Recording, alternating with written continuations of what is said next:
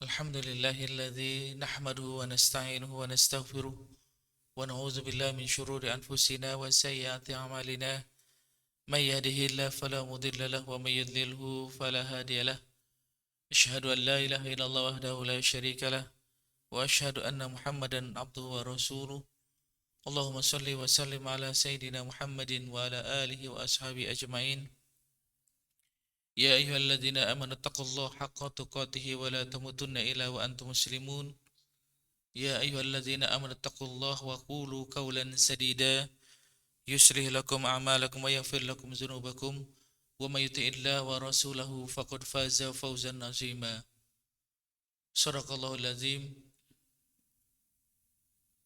Hadirin Bapak Ibu jamaah Masjid At-Taqwa yang dirahmati Allah Subhanahu wa taala.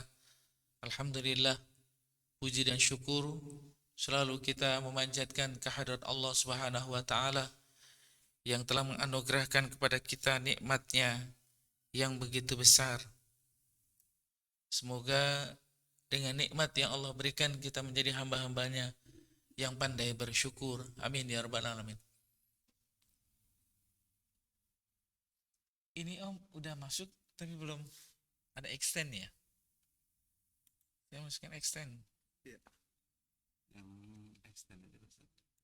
Tapi itu belum muncul ya? Belum. Ininya Udah. Si PPT-nya. Ininya materinya. Oh, Udah ada extend materi. juga, udah nge-send kan Ustaz. Juga PPT-nya tampilin. Sebentar. Ini materinya ini nih. Nah ini nih. Lambat ya, Masya Allah.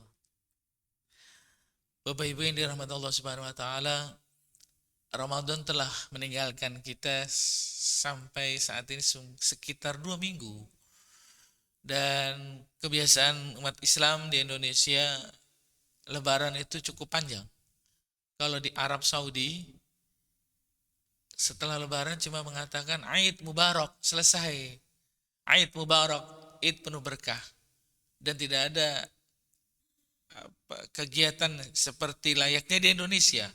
Ada istilah Lebaran hari kedua, ada istilahnya Lebaran ketupat seminggu, dan ada lagi yang cukup jauh setelah Lebaran, halal bihalal. Orang Arab nggak kenal itu barangkali. Tapi Indonesia sungguh luar biasa.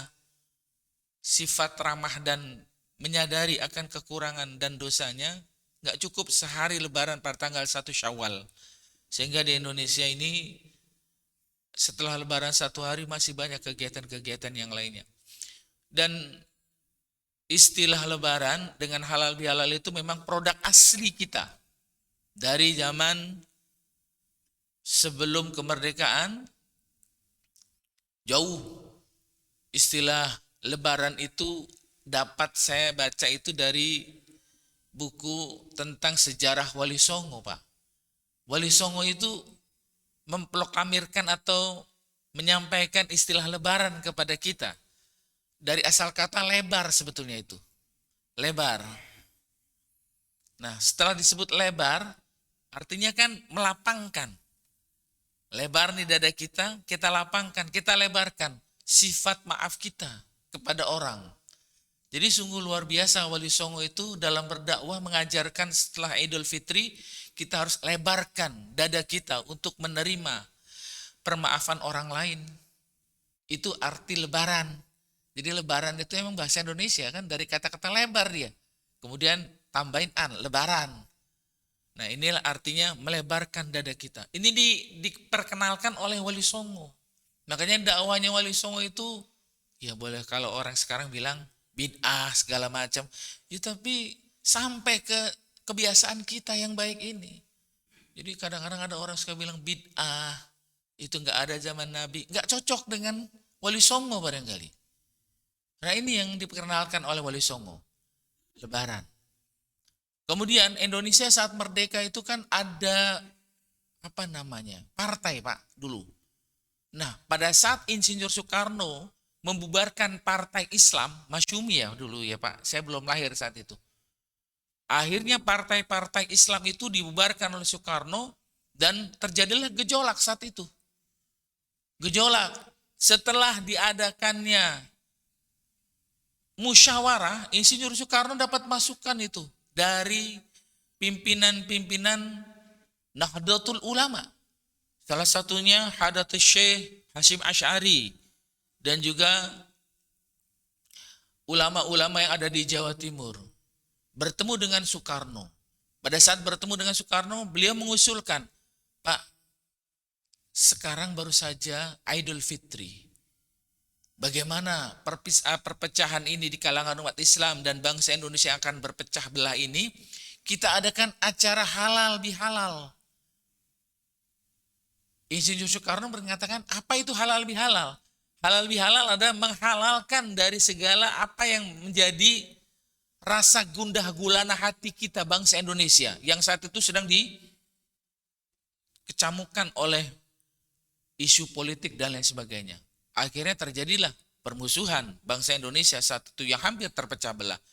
Usulan dari Kiai Hadratus Syekh Hasyim Asy'ari itu diterima juga oleh Insinyur Soekarno. Sehingga halal bihalal ada sampai saat ini. Jadi itu adalah sejarah yang tak dilupakan oleh bangsa Indonesia. Karena itu cocok dengan kultur bangsa Indonesia sebetulnya. Jadi kalau nggak ada di Arab yang cuma mengadakan Eid Mubarak selesai, udah. Tapi kalau di Indonesia nggak cukup, Pak. Nggak cukup. Kita pengen lebih lama lagi saling memaafkan. Memang istilah memaafkan itu tidak hanya di hari raya Idul Fitri. Kapanpun kita harus saling memaafkan. Tapi di Indonesia karena ketimurannya sangat kental dan sangat baik sifat bangsa Indonesia ini, sehingga saling memaafkan itu tidak cukup di tanggal 1 Syawal, lebih dari tanggal 1 Syawal kita pun sering mengadakan istilah lebaran, halal bihalal dan lain sebagainya. Apakah ini salah? Apakah ini buruk? Tentu jawaban saya tidak, Pak. Karena ini adalah perbuatan yang baik. Jadi jangan dikit-dikit bid'ah, dikit-dikit salah. Ya apapun yang tidak dilakukan Nabi kesannya kayaknya bid'ah gitu, salah. Tapi sekali lagi bahwa ini adalah kegiatan yang baik dalam bangsa kita, yaitu bangsa Indonesia. Bapak Ibu yang dirahmati Allah Subhanahu wa taala, kalau ini enggak kelihatan, saya kebetulan udah keluar ininya, materinya. Jadi mohon maaf ke situnya belum sempat masuk, Om. Nah, yang ingin saya sampaikan pada kesempatan pagi kali ini, mohon maaf. Ini tanda tabung. Ini. Tanda tabung. Oke. Alah, ini lagi yang keluar. Ini laptopnya emang agak sedikit jadul, Pak. Jadi harus di-upgrade kali. Lambat. Materi yang ingin saya sampaikan setelah pasca Ramadan adalah implementasi atau pelaksanaan ibadah setelah Ramadan. Jadi fikihnya tentang apa yang pernah kita lakukan di bulan Ramadan, setelah itu mari kita laksanakan dan kita lanjutkan lagi dalam kehidupan kita sehari-hari. Materi ini saya angkat dari kitab buku Takwa dan Implementasi dalam kehidupan sehari-hari. FN ini kan? Ekstra. Mana masa ini? Duplicate. Mau juga ya? Udah duplicate mau deh. Oh, duplikat. Ya, oke. Iya. Duplikat aja. Oke. Baik. Temanya yang ingin saya ambil pada pagi hari ini adalah implementasi ibadah pasca Ramadan. Kita melaksanakan ibadah puasa kemarin kan Bapak Ibu sama saya banyak ibadah-ibadah yang kita lakukan. Ibadah yang saya lakukan sama ayah bunda di bulan puasa itu, oh enggak jalan.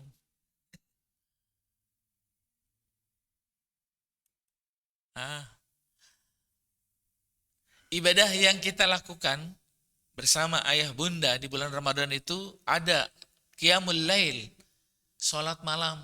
Biasanya habis sholat isya kita pulang, kita nggak pulang. Habis sholat isya qiyamul lail kita. Karena sholat malam itu mulai dari isya. Itu awal waktu malam. Sahabat Nabi yang bernama, lupa saya namanya itu. Nah, sahabat Nabi yang bernama membagi 3 malam ini. Lupa namanya saya. Membagi 3 malam itu malam pertama, sepertiga malam pertama setelah Isya dia pakai untuk keluarga. Kemudian sepermalam kedua dia pakai untuk istirahat, dan sepermalam ketiga dipakai untuk ibadah qiyamul lail. Nah, ini dilaksanakan oleh salah seorang sahabat Nabi yang selalu setiap harinya membagi malam itu menjadi 3. 3 malam pertama, 3 malam kedua, dan 3 malam ketiga. Nah, inilah yang dilakukan oleh sahabat Nabi. Dan kita pun di bulan Ramadan kemarin melaksanakan 3 malam pertama, yaitu qiyamul lail ba'da sholat isya.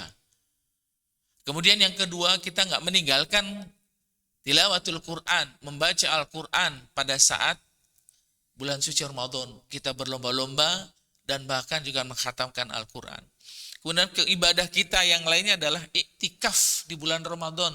10 malam terakhir, itu memang pesan Nabi, taharrau atau iltamisu lailatul qadri minal ashri fil witri. Carilah di 10 malam terakhir pada malam-malam ganjil. Rasul berpesan kepada kita umatnya untuk iktikaf menggapai malam Lailatul Qadar. Kemudian yang keempat, ibadah yang kita lakukan di bulan Ramadan silaturahim melalui buka puasa, baik antara keluarga kita dengan keluarga besar kita, atau ada buka puasa di masjid, di musola, tempat-tempat kantor dan lain sebagainya. Tanpa dirasa itu adalah merajut silaturahim yang mungkin kita jarang makan bareng bersama dengan orang-orang yang ada di sekitar kita. Dan itu wujud silaturahim. Itu ibadah, Pak. Bahkan Nabi jauh-jauh berpesan kepada kita semua, la yadkhulul jannah qati'ur rahim. Tidak akan masuk surga orang yang memutuskan silaturahim. Orang itu rajin ibadah tapi memutuskan silaturahim. Enggak dijamin masuk surga sama Nabi, enggak dijamin. Karena itu silaturahim wajib, sama seperti sholat, Pak. Orang rajin sholat tapi memutuskan silaturahim, enggak dijamin masuk surga. Karena itu silaturahim itu sampai ada ulama mengatakan sama seperti sholat fardu silaturahim itu. Nah, ada ibadah lain dalam bulan Ramadan yang kita lakukan, berbagi melalui infak, sedekah, zakat, berbagi pada saat iftar. Nah, ini yang kita lakukan di bulan Ramadan kemarin.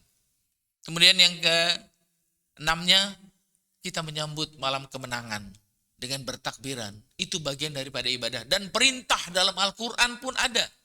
Ya ayyuhalladzina amanu uzkurullaha dzikran katsira wasabbihu bukrata wa asila. Hai orang-orang yang beriman, berzikirlah, bertakbirlah kamu kepada Allah sebanyak-banyaknya pagi dan petang.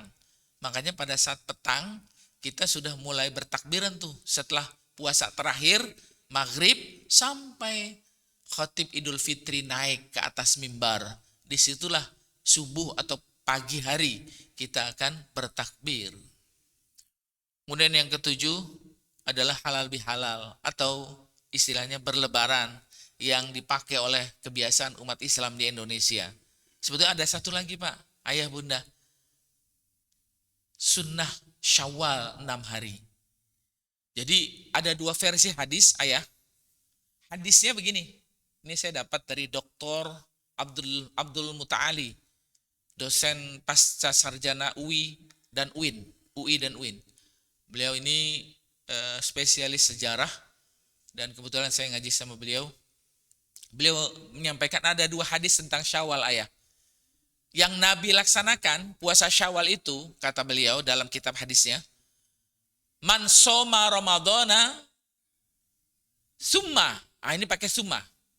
Ada satu lagi hadisnya, man soma Ramadana wa. Nah, kalau yang pakai summa, man soma Ramadana summa atba'ahu sittam min Syawal. Fakana saumud dahri. Pakai summa. Barang siapa yang berpuasa Ramadan kemudian, summa itu artinya kemudian. Kemudian dia mengikuti puasa Syawal 6 hari berturut-turut. Maka dia seperti puasa 1 tahun. Puasa kita Ramadan itu seperti puasa setahun katanya.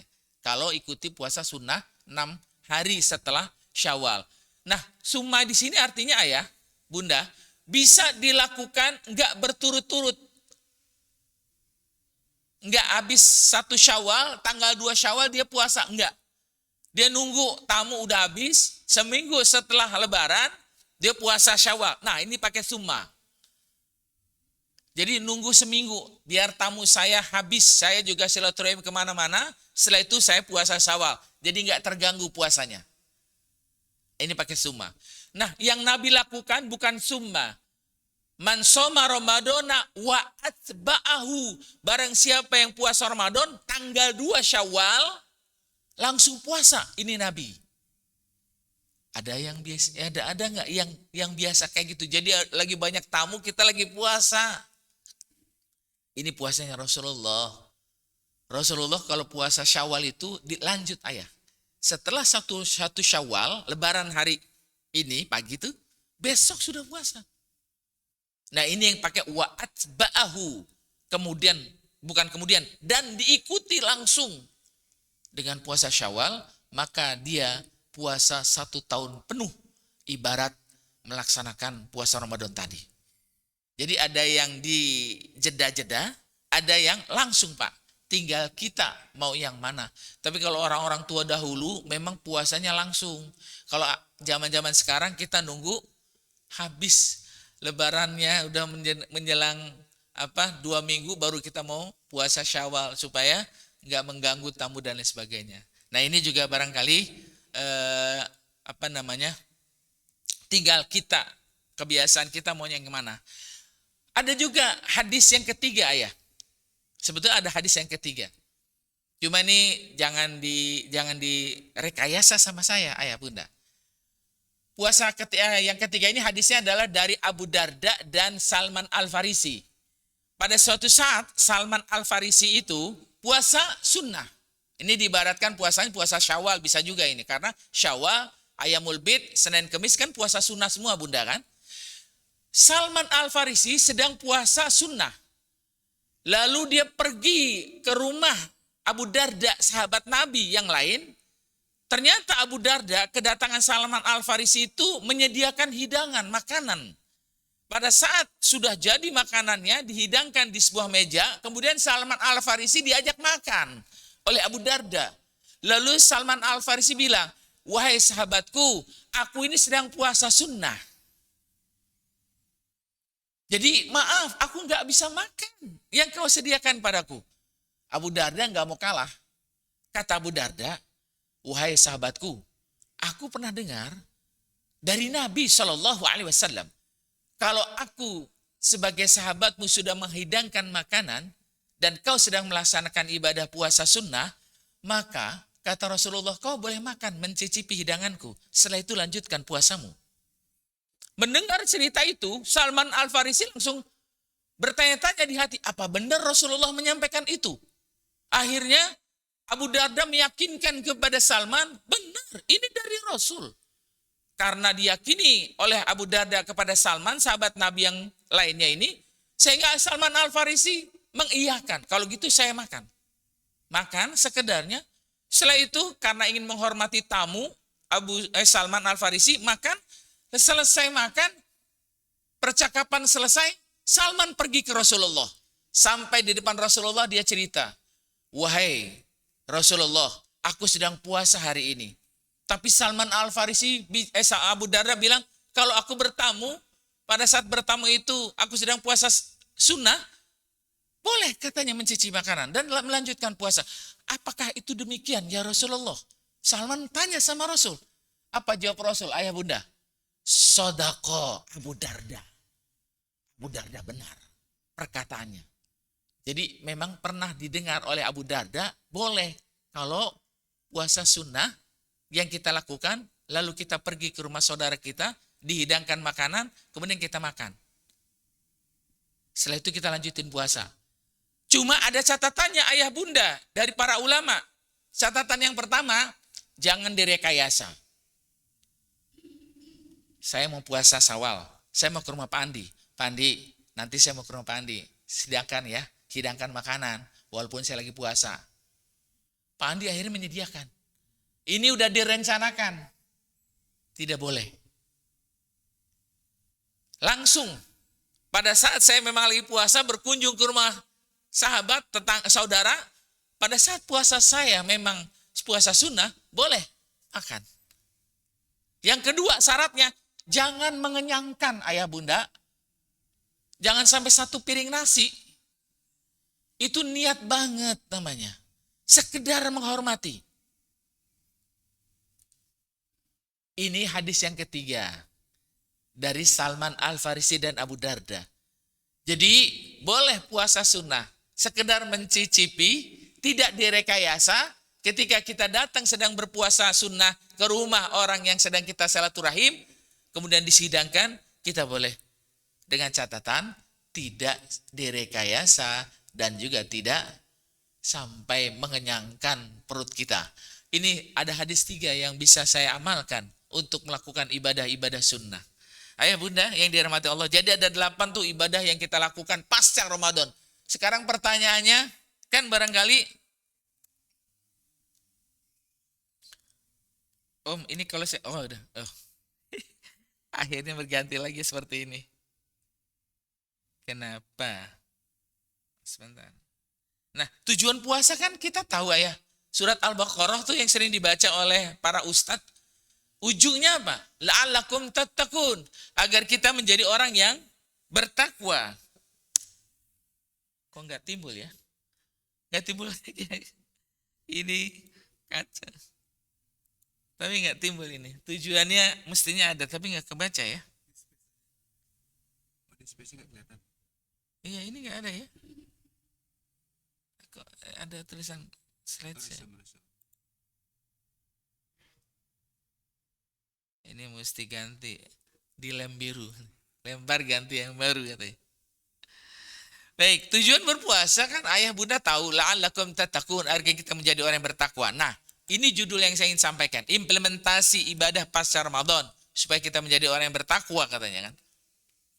Saya mau terusin gimana ya ayah? Slide kedua aja lah. Nah, Allah Subhanahu wa taala berfirman di dalam, enggak jalan itu juga ya. Subhanallah. Boleh FN 4. Iya. Enggak yang ini. Apa? FN iya. Duplicate. Nah, langsung duplicate lagi, kembali ke extend. Oh. Jadi setiap ini harus kembali ke extend dulu ya. Ke duplicate lagi. Harusnya duplicate aja. Tapi nggak mau juga tuh. Harusnya jalan kan? Harus pada jalan kan? Oh jalan. Sama. Duplicate aja. Nah ini kalau saya mau ganti slide? Bisa langsung. Oh langsung. Ya ini ayah. Jadi tujuan kita berpuasa di surat Al-Baqarah ayat 183. Tujuannya ayah bunda di ujung-ujungnya. La'allakum tattaqun, agar kita menjadi orang yang bertakwa. Lalu takwa itu saya kutip dari surat Ali Imran ayat 133 dan 134. Bunyinya, wasari'u ila maghfiratin min rabbikum wa jannatin arduhas samawati wal ard uiddat lil muttaqin. Ujung ayatnya, disediakan surga itu bagi orang yang bertakwa. Orang yang bertakwa siapa? Nah, dijelaskan 134-nya. Orang yang bertakwa itu adalah orang yang menafkahkan atau berbagi di kala sempit, di kala lapang. Langsung saya inikan saja ini. Berbagi itu ciri orang yang bertakwa, tujuan kita berpuasa. Dia berbagi empati kepada orang banyak. Berbagi. Ini yang disebut wasaru ila maghfiratin min rabbikum wa jannatin arduhas samawati wal ardu uiddat lil muttaqin alladzina yunfiquna fis sarra'i wad dharra. Orang-orang yang bertakwa itu suka berbagi kepada orang lain saat sempit maupun lapang. Sempit nggak punya uang dia tetap berbagi, lapang apalagi dia akan berbagi kepada orang yang pada orang yang ada di sekitar dia. Saya teringat akan kisahnya Utsman ibnu Affan. Utsman ibnu Affan sahabat Nabi yang ketiga, dia mantu Rasul kan. Ayah bunda kalau pergi umroh haji ada sumur Ar-Raumah di Madinah. Sumur Raumah. Kebetulan Pak Haji baru umroh. Apakah Pak Haji diajak ke Sumur Ar-Raumah itu? Itu punya Utsman bin Affan. 14 abad silam itu. Ya kalau dia memang orang yang lapang dadanya, kaya raya. Tapi kan kita walaupun nggak seperti kayanya Utsman bin Affan, dicontohkan sama Utsman. Utsman bin Affan itu pernah ngelihat sebuah sumur yang punya orang Yahudi, ayah, bunda. Orang Islam kalau mau ngambil air di tempat orang Yahudi itu ngantrinya paling buncit, paling akhir. Sementara dia dan koleganya, teman-teman sahabat dia, orang Yahudi yang bukan Islam harus ngambil lebih kenyang. Airnya habis, udah bukan habis sih, airnya udah puas, baru orang Islam ngambil. Utsman ngelihat kok umat Islam dapatnya sisa gitu loh di akhir. Akhirnya Utsman bilang apa? Saya beli deh. Sumur itu mau dibeli sama Utsman. Kata orang Yahudi, oh enggak, nanti saya enggak punya penghasilan. Saya beli 2 kali lipat. Oh enggak, saya enggak mau. Kalau dibeli 2 kali lipat pun harganya, nanti saya enggak punya air lagi. Begini, saya beli 2 kali lipat, hari ini punya kamu, besok punya saya. Jadi kita beli bergantian, tetap sumur itu milik kamu, kata Utsman bin Affan. Oh karena ada tetap keuntungan, dibeli 2 kali lipat, sumurnya masih punya dia mau. Itulah orang licik, munafik gitu. Dibeli sumur itu dengan harga 2 kali lipat. Kemudian hari Senin, giliran orang Yahudi yang ngambil. Hari Selasa, orang Yahudi nggak boleh ambil air. Yang ngambil orang Islam. Utsman bilang sama orang Islam, hai umat Islam, sekarang sumur hari Selasa milik kita. Ambil sebanyak-banyaknya supaya hari Rabu kita nggak bisa ambil air. Padahal kalau lagi milik orang Yahudi, sumur itu, orang Islam ngantri paling akhir dan harus bayar beli sama orang Yahudi itu. Ternyata pada hari Selasa, Utsman bilang sama orang-orang Madinah, Muslim Madinah, hari ini milik kita sumur itu, ambil sebanyak-banyaknya. Hari Rabu, orang Yahudi pikir orang Islam kehabisan air. Ternyata masih banyak sisa ya. Nggak ada yang beli sumur itu, airnya. Orang Yahudi bilang, kalau begini saya rugi juga ya. Dibeli 1 hari milik umat Islam, gak ada yang beli di hari Rabunya. Akhirnya orang Yahudi bilang, sekarang aku jual semuanya. Wahai Utsman, beli deh semuanya, aku gak punya untung kalau bergantian. Akhirnya Utsman beli lagi sumur itu, dan sekarang milik umat Islam diwakafkan oleh Utsman bin Affan, namanya Sumur Ar-Raumah yang ada di Madinah. Dan ini orang yang mempunyai empati berbagi kepada orang yang membutuhkan. Utsman bin Affan mewakafkan Sumur Ar-Raumah yang sampai hari ini masih ada ayah bunda. Pahalanya gimana tuh ayah bunda? Makanya kata Nabi, ya Rasulullah, sedekah yang paling utama apa? Apa kata Nabi ayah? Sakyul ma. Kau bersedekah berbagi air kepada orang. Makanya ayah bunda kita suka ngirim aqua buat orang yang berbuka. Aqua dus. Itu sebaik-baik sodakoh kata Nabi. Ada sahabat bertanya, ya Rasulullah, sedekah yang paling utama apa? Sakyul ma. Memberi air minum.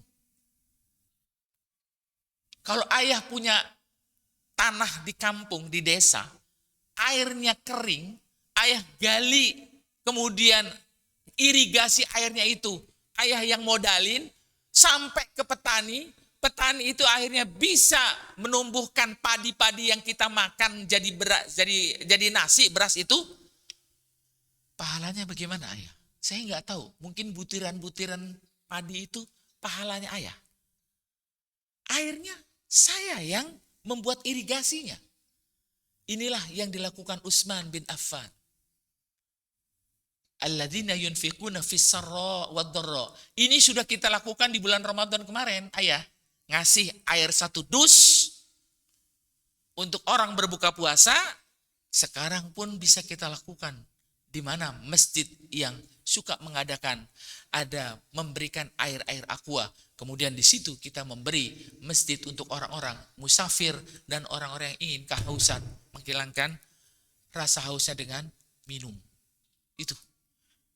Yang pertama ciri orang yang bertakwa setelah puasa Ramadan, implementasinya adalah dia sering berbagi kepada orang. Utsman bin Affan contoh yang sering disampaikan oleh para dai, ustadz dan lain sebagainya. Yang kedua cirinya menahan dan mengendalikan emosi atau nafsu. Wal kaziminal ghaiz. Di dalam surat Ali Imran ayat 134 itu al-kaziminal ghaiz. Kita sedang pandai menahan emosi pada saat puasa Ramadan kemarin, ayah. Kita tahan tuh emosi. Marah kita, kesel saya. Enggak sampai marah deh, kesel aja. Saya tahan, saya bisa tahan itu. Enggak marah, enggak kesel sama orang, kita bisa tahan pada saat Ramadan. Selesai Ramadan, pasca Ramadan, implementasi ini harus kita jalankan lagi. Ali bin Abi Thalib, ini sahabat Nabi yang lain, ayah. Bertemu dengan musuh, adu ketangkasan pedang. Pada saat Ali bin Abi Thalib itu sudah mau menang melawan musuhnya itu meludahi bajunya Ali bin Abi Thalib, diludahi. Ali bin Abi Thalib mestinya membunuh, tapi nggak jadi, ayah. Pedangnya dimasukkan ke dalam sarung, balik badan. Musuhnya bilang, hai Ali, kalau aku jadi kamu, aku bunuh kau. Kenapa? Kesempatan membunuh aku kau ada. Aku sudah kalah, pedangku jatuh. Cuma aku meludahi kamu sebelum kau bunuh aku. Ali bilang apa, ayah? Kalau aku membunuh kamu, bukan karena Allah. Tapi karena engkau meludahi bajuku, aku marah. Sehingga aku mau membunuhmu bukan karena marah. Mestinya karena Allah. Karena saat kau meludahi aku jadi nggak mau membunuh kamu. Aku membunuhnya jadi marah. Gara-gara kau meludahi aku. Itu, ayah. Jadi Ali bin Abi Thalib pun bisa meredam emosi. Pada saat mestinya saya bunuh. Tapi nggak jadi. Karena apa? Karena kalau aku membunuh karena marah. Bukan karena Allah Subhanahu wa ta'ala. Saya tadi sore, ayah, di depan pintu Meteo. Naik motor. Masuk ke Meteo kan, ayah, pintu. Angkot di depan saya, muter balik, ayah. Muter balik, nggak ngerem. Saya udah ngasih sen. Saya mau masuk ke sini, pintunya. Bibirnya Meteo, ayah. Orang pun ngelihat, nggak ada mobil belakang, depan kosong. Cuma tuh angkot muter, ayah. Muternya nggak ngelihat saya, ya. Saya ditabrak kan. Saya ditabrak, istri saya di belakang untung nggak sampai jatuh sama motor-motornya dan keselio segala macam. Cuma dia nabrak, brak. Saya sebetulnya tidak ingin, kalau puasa mungkin nggak mau emosi kali, ya. Tapi melihat dianya itu kayaknya nggak minta maaf, nggak ngomong apa. Jadi saya emosi kan, ya. Udah saya ditabrak, saya mau masuk, dia nggak ngesen, nggak balik badan, itu nggak ngesen, main puter aja, langsung nggak ngerem, nabrak saya kan. Akhirnya saya kan jadi marah, saya emosi, saya pukul pintunya, kemarahan saya ternyata ada juga, ya. Ustadz itu bukan malaikat ternyata, ya, ayah. Ya artinya saya untung nggak jatuh menibankan motor ke badan saya, cuma sekedar saya tahan. Cuma marahnya saya sampai orang ngeliatin juga. Udah nggak minta maaf itu orang, motor saya ditabrak sama dia, sedikit pecah ininya, bempernya. Saya merasa, ya Allah, apakah saya harus nggak marah? Kalau Ali bin Abi Thalib nggak marah itu, dia pulang kan. Tapi kalau saya bukan Ali bin Abi Thalib kali, ayah, saya marah. Saya pukul pintunya, saya gedor. Bapak nggak lihat kalau saya udah ngasih sen, udah masuk di bibir Meteo, ayah. Dia muternya agak ke dalam, nggak berhenti, masya Allah. Dan ini yang barangkali saya bukan nabi, bukan sahabat nabi, bukan malaikat, apalagi timbullah kemarahan di situ. Emosi, amarah kita bisa kita tahan. Dan disinilah barangkali, ayah, orang-orang yang sering terjadi kesalahan. Kesalahan-kesalahan yang dilakukan oleh manusia karena faktor emosi dan marahnya. Yang membunuh kemarin pangkatnya kolonel, kan dia membunuh 2 sejoli, ditabrak terus airnya dibuang ke kali, karena dia emosi. Udah buang aja di kali. Ini kan menandakan kemarahan itu kalau nggak direda bahaya. Kemudian yang ketiga, besar hati, lapang dada. Ini yang disebut wal afin anin nas. Dia suka memaafkan. Besar hati, lapang dada, serta mempunyai kasih sayang. Ini yang diajarkan Rasulullah. Orang yang bertakwa, dia suka berbesar hati, melapang dada, dan punya kasih sayang. Dan yang keempat adalah berbuat kebaikan dalam menebarkan manfaat. Kebaikan apa saja ya? Selama bulan puasa kita melakukan kebaikan, di bulan puasa di luarnya pun melakukan kebaikan, yang kita lakukan harus kita lakukan seperti biasa. Sampai Umar ibn al-Khattab itu membeli seekor burung yang dimainkan oleh anak kecil, kemudian dibayar burung itu dilepas oleh Umar bin Khattab karena burung itu udah dibeli sama Umar kepada anak kecil tadi. Saya beli nih nak, uang burung yang kamu taruh di sangkar. Dibeli, kemudian dibuka, burung itu terbang. Ternyata Umar mengatakan kepada anak kecil, burung ini juga pengen bebas. Kalau dimasukin ke sangkar, dia nggak bebas. Karena itu saya sudah beli ya burung itu, dan saya bebaskan burung itu ke angkasa luas. Nah jadi ayah kalau pengen kayak Umar bin Khattab, boleh juga burung-burung yang ada di rumah dilepasin. Kalau kepengen kayak jadi Umar bin Khattab. Berbuat kebaikan. Umar bin Khattab yang kecil saja itu sampai seperti itu ayah. Berbuat kebaikan dari hal-hal yang kita nggak sangka. Bahwa itu mungkin bisa menjadi rahmat Allah turun. Nah, implementasi takwanya apa? Cuma 2 sebetulnya di buku itu. Ini hanya pembukaan takwa, ciri-cirinya. Dan yang kita sering kita lakukan dalam puasa, ibadah-ibadahnya. Kita ingin menjadi orang yang bertakwa. Implementasi takwanya apa? Semakin semangat motivasi beribadah kita. Uang Ramadan kita bela-belain kok, qiyamul lail, salat tarawih lama-lama. Ditambah ada 10 hari malam terakhir kita ikut i'tikaf di masjid.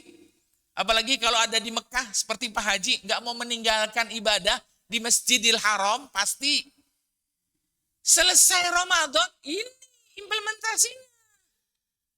Motivasi dalam beribadahnya jangan turun. Nabi bilang kan, badiru bil amali sholihah. Jangan kau tunda-tunda mengerjakan amal sholihah. Fasatakunu fitanun. Kalau kau tunda-tunda akan terjadi fitnah. Akan terjadi sesuatu yang merugikan kamu kalau kamu tunda-tunda. Pak, berangkat haji Pak tahun ini. Aduh, saya belum siap. Duit sih ada, tapi belum siap lah, nantilah kalau udah umur 60. Nah, ini motivasi ibadahnya. Tetap aja habis Ramadan begitu aja. Motivasi beribadah ya. Orang kita bela-belain kok. Di 10 malam terakhir saya nggak tidur. Dan kata generasi Quran, tatajafa junubuhum anil madaji'i yad'una rabbahum khaufa wa tama'a. Surat As-Sajdah ayat 16. Generasi Quran itu adalah orang-orang yang menjauhkan perutnya dari tempat tidur. Dia berdoa kepada Allah untuk mendapatkan rahmat Allah dan ampunannya. Itu generasi Quran yang sering kita pakai pada saat Ramadan. Terutama 10 malam terakhir. Dia tinggalkan tempat tidur, jauhkan tempat tidurnya, tatajafa junubum. Orang-orang itu kalau menjelang malam-malam terakhir Ramadan katanya dia tinggalkan, dia jauhkan tempat tidur. Perut-perutnya itu dia enggak manjakan untuk tidur. Ngapain? Ya da'una rabbahum. Mereka berdoa kepada Allah. Khaufan wa tama'a. Untuk mengharapkan rahmat Allah dan ampunannya. Motivasi ibadahnya ya. Saya juga bingung nih ya. Selesai Ramadan, selesai juga sih. Ibadah yang sudah saya lakukan. Ramadan saya bisa khatam Quran 1 bulan. Sendiri. Tapi selesai Ramadan, nunggu 11 bulan baru khatam. Kita nggak semangat lagi. Susah memang ayah. Karena memang syaitan itu mengganggu saya. Ini saya baca di buku itu. Implementasi takwa dalam ibadah kita setelah Ramadan menambah motivasi ibadah kita. Karena itu dalam Al-Quran disebut wal mu'minun wal mu'minat ba'dhum awliya'u ba'din ya'muruna bil ma'ruf wa yanhauna 'anil munkar wa yuqimuna shalah wa yutuna zakah wa yuti'una Allah wa rasulah. Ini dia gambarannya orang-orang yang termotivasi beribadah. Surat At-Taubah ayat 71. Apa artinya? Orang mukmin itu katanya, orang yang beriman itu laki-laki dan perempuan mereka saling bantu-membantu dalam berbuat kebaikan.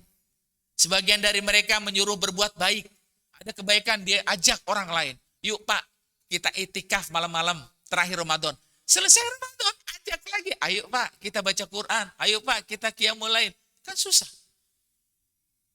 Pasca Ramadan memang susah. Wa yuqimunas shalah, mereka mendirikan salat, enggak meninggalkan lagi qiyamul lail. Wa yutuna zakat, senang berbagi. Wa yuti'una Allah wa rasul, dia taat kepada Allah dan Rasulnya. Dan mereka ulaika yarhamuhumullah. Ulaika yarhamuhumullah innallah azizun hakim. Mereka itulah orang-orang yang mendapatkan rahmat Allah dan sesungguhnya Allah itu maha perkasa lagi maha bijaksana. Itu ayatnya di dalam surat At-Taubah ayat 71. Jadi motivasi ibadah yang pertama ketika implementasi takwa dalam ibadah puasa kita lakukan lagi di 11 bulan kemudian adalah memotivasi ibadah kita yang pernah kita lakukan selama bulan Ramadan kemarin. Yang kedua terakhir adalah pengendalian dan pengawasan terhadap perbuatan tercela. Udah cuma 2 ya. Implementasi takwa setelah kita puasa Ramadan 2 ya bunda. Yang pertama motivasi dalam ibadah ditingkatkan. Yang kedua mengendalikan, mengawasi pada diri kita dari perbuatan tercela. Udah cukup. Sehingga Rasulullah berpesan dalam hadisnya. Apa kata Rasulullah? Ya Rasulullah, tolong beritahu kepada aku apakah yang menyebabkan manusia banyak ke dalam surga dan apakah yang menyebabkan manusia banyak juga ke dalam neraka. Pertanyaan ini ditanya oleh sahabat Nabi. Nabi menjawab, wahai sahabatku, yang membuat manusia banyak ke dalam neraka adalah al-fammu wal faraj, mulut dan kemaluan. Yang menyebabkan manusia banyak di neraka, mulut dan kemaluan, kehormatan. Apa yang banyak menyebabkan manusia masuk ke surga? Sebaliknya ya Rasulullah, akhlak dan takwa. Jadi pengendalian dalam perbuatan tercela mulut dan kemaluan. Mulut ini banyak dosanya, berbohong, berdusta, ngadu domba, riba dan lain sebagainya, sumpah palsu. Dia bersumpah, nggak mau itu korupsi. Kan dia bersumpah di hadapan presiden lah, di atasnya Quran lah. Tapi kenapa masih korupsi? Dia bersumpah kan ngomong demi Allah. Nabi bilang ayah bunda, apa yang menyebabkan manusia masuk ke neraka? Mulut sama kemaluan. Kemaluan, aduh nauzubillah. Seorang ayah memperkosa anak. Seorang anak memperkosa kakaknya dan lain sebagainya. Seorang istri selingkuh sama suami orang dan lain sebagainya. Ini yang menyebabkan banyaknya manusia ke neraka, kata Nabi, mulut dan kemaluannya. Dan yang menyebabkan banyaknya manusia ke surga, akhlak dan takwa. Takwa itu tujuan kita puasa, ayah bunda. Jadi yang menyebabkan kita masuk surga, takwa dan akhlak, udah. Sebaliknya, yang menyebabkan manusia masuk banyak di neraka, mulutnya dengan kehormatannya tidak dijaga. Terakhir dari saya ya, saya bersilaturahim ke rumah General Manager Pertamina di Kompas yang berangkatkan haji saya. Saya haji atas biaya orang lain. Saya pergi haji tahun 2013, ayah pernah ke rumah waktu itu, terima kasih ayah. Dan selama pandemi saya nggak ke rumah yang memberangkatkan haji saya. Kemarin malam saya ke rumah beliau silaturahim karena pandemi sudah surut. Saya takut membawa virus takutnya. Beliau ini General Manager Pertamina yang ditempatkan di Palembang. Saat beliau menjabat, sekarang sebetulnya masih menjabat. Tapi kena stroke ayah, bunda. Setelah kena stroke, dia hanya ada di rumah, kantornya dari rumah. Kemudian Juli dia sudah pensiun. Sekarang sudah ada persiapan penggantinya. Ketika dia cerita ke saya saat menjadi General Manager Pertamina di Prabu Mulih, Sumatera Selatan, Pak Ustadz, banyak para pejabat pandai menyuruh orang berbuat baik. Pandai. Yang ini, yang pertama tuh, motivasi untuk melakukan ibadah. pejabat yang baik dan yang tidak baik, kalau nyuruh orang berbuat baik, itu udah biasa. Ini perkataan dia, seorang pejabat di Pertamina.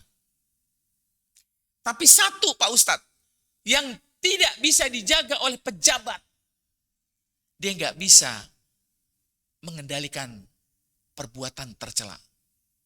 Nyuruh orang berbuat baik, pinter para pejabat. Ayo Pak, ibadah haji, ibadah sholat, puasa Ramadan. Lihat para menteri, para pejabat kalau sudah diundang untuk datang ke tempat ibadah, pasti menyuruh berbuat baik. Gampang menyuruh. Tapi pada saat dia ada di kantor, dan untuk mengatakan tidak, itu perbuatan tercela, gak bisa. Sehingga korupsi. Ini yang kedua, yang gak bisa.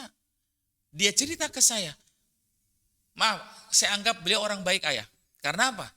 Yang namanya Kapolda, yang namanya Bupati, yang namanya apapun, datang ke rumah bawa sesuatu yang ingin membuat proyeknya gol. Tapi menyalahi prosedur. Disuruh pulang, balik lagi. Saya nggak mau. Untuk mengatakan tidak itu berani. Itu ayah. Jadi para pejabat pinter berpuasa Ramadan, implementasi takwanya untuk mengatakan tidak, nggak berani. Saya selalu kalau udah ketemu orang yang kayak begini senang tuh. Karena apa? Sudah terbukti. Kalau dia sebagai pimpinan menolak sesuatu yang gratifikasi namanya kan. Gratifikasi ya ayah namanya kan. Dia bawa sesuatu tapi proyeknya harus gol. Nah ini yang barangkali mengatakan tidak. Dia mencegah, mengendalikan dari perbuatan tercela, dosa. Tercela itu dosa kan? Tercela, dosa. Supaya dia tidak melakukan perbuatan dosa. Dia katakan, tidak, ini enggak benar, ini salah. Salah dalam aturan negara, salah di mata Allah. Ini namanya korupsi, ini namanya perbuatan dosa. Implementasi takwanya, ya'muruna bil ma'ruf wa yanhauna 'anil munkar, menyuruh berbuat baik dan mencegah dari perbuatan munkar. Mencegahnya ini yang susah.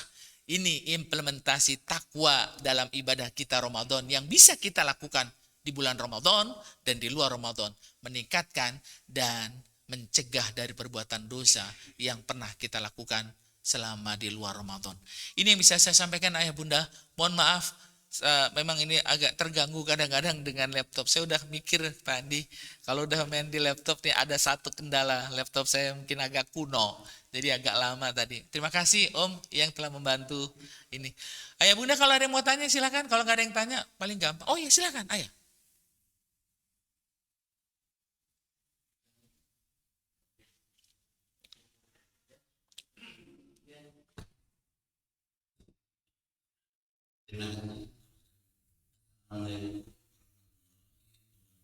Waalaikumsalam warahmatullahi.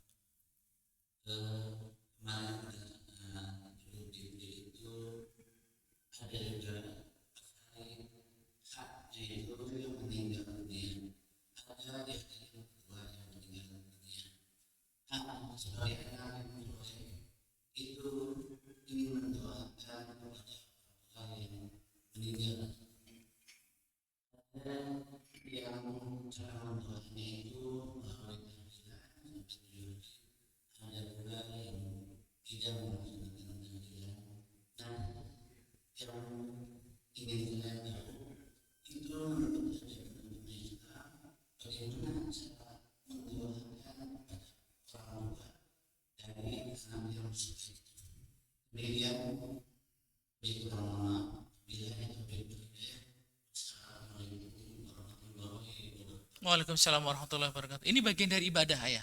Iya, ibadah juga. Terlepas dari suka dan tidak suka, pro dan kontra yang tahlilan, saya bicara dari sudut pandang anak lah. Saya anaknya, bapak meninggal. Yang saya lakukan apa? Sebagai anak yang soleh, mendoakan. Satu, mendoakannya gimana? Bisa baca Quran, Yasin di rumah. Bisa, habis sholat setiap hari saya sholat. Bisa melakukan ibadah-ibadah seperti itu. Dan bisa juga ketika seorang anak bertanya kepada Rasulullah, ya Rasulullah, ibuku mau wafat. komat kamit mulutnya, aku nggak paham. Seandainya aku berinfak sodako atas nama ibuku yang sudah meninggal, apakah sampai pahalanya? Rasul menjawab, naam, iya. Itu ibadah buat orang yang sudah meninggal sebagai anak, memberikan sedekah atas nama orang tua kita yang sudah meninggal. Jadi banyak. Nah ini barangkali yang bisa dilakukan, nggak usah ditanya dalilnya. Pasti sampai doa anak, perbuatan baik anak kepada orang tua kita. Adapun yang kalau membicarakan doa-doa yang disampaikan oleh orang lain, mungkin bentuknya tahlilan 7 hari, 40 hari, 100 hari. Bagi orang yang mau melakukan, mereka punya dalil. Silakan saja. Memang bagi orang yang tidak menggunakan dalil-dalil itu, dia akan mengatakan, itu tidak dilakukan Nabi. Nah, itu tidak dilakukan Nabi, saya nggak mau pakai itu. Ya silakan kalau Anda berkeyakinan seperti itu. Kita masing-masing punya argumentasi yang make 7 hari, 40 hari, mungkin punya dalil dia. Dalilnya tanya sama yang pakai itu. Yang tidak pakai, punya dalilnya cuma, itu tidak dilakukan Nabi. Saya nggak mau, saya cuma anak mau doakan aja tiap hari. Bacain Quran tiap hari sebagai anak. Pasti doa itu sampai. Juga sampai ayah. Tapi saya nggak mau perpanjang yang tahlilan. Karena ini forum ngaji. Kalau mau tanya dalil tahlilan mana di luar ngaji. Mungkin saya termasuk orang yang pakai tahlil lah ya. Tapi saya sekali lagi tidak mencela teman-teman saya yang tidak tahlilan. Intinya, ayo sama-sama. Saya punya bapak saya udah meninggal. Keluarga saya udah meninggal. Saya akan mendoakan bapak saya menurut versi keyakinan saya. Saya tahlil. Atau teman saya, oh saya enggak. Saya akan bacain doa tiap habis sholat. Dan saya berinfak sodakoh untuk bapak saya yang sudah meninggal. Itu pun sampai. Yang pasti dua-duanya berbuat baik. Jangan saling menyalah-nyalahkan antara satu dengan yang lainnya ayah. Itu yang saya ingin redam. Udahlah sama-sama. Toh Tuhannya sama ya. Allah ayah kan. Yang tahlil Tuhannya siapa sih? Allah. Yang enggak tahlil? Allah juga. Puasanya Ramadan kan? Yang wajibnya? Yang tahlil Ramadan, yang enggak tahlil Ramadan juga. Ibadah hajinya? Ke Mekah kan? Yang tahlil ke Mekah, yang enggak tahlil ke Mekah. Jadi sama-sama. Cuma pada saat hal-hal yang bukan yang pokok, aslun yang pokok, itu ada perbedaan. Itu kesamaan. Yang far'un, yang cabang, ini ada perbedaan. Sholat kita taraweh, yang 8 sama yang 20, kan nggak berantem kan? Ya kan? Yang berantem yang kita marahin mestinya yang main gitar, kita lagi sholat taraweh. Itu yang kita marahin. Orang kita lagi taraweh, asik-asik main gitar, main catur, di sampingnya bir. Nah itu yang kita mesti marah. Lah yang sholat 20 rakaat, benar. Yang 8 rakaat, benar. Kan perbedaan namanya. Itu yang barangkali ingin saya sampaikan ayah. Jadi insya Allah ya, kita termasuk orang-orang yang berbakti kepada orang tua kita. Gitu. Ada lagi bunda? Enggak ada bunda. Terima kasih. Materi ini singkat buat saya sebetulnya. Tapi yang lama memperbaiki laptopnya. Yang lama adalah mempersiapkan laptopnya. Ini yang bisa saya sampaikan, mudah-mudahan ada manfaatnya setelah ibadah yang kita lakukan di bulan Ramadan. Ibadah-ibadah itu salah satu pelajaran fikih dan kita sudah mengamalkan dengan baik di bulan Ramadan. Sekarang setelah Ramadan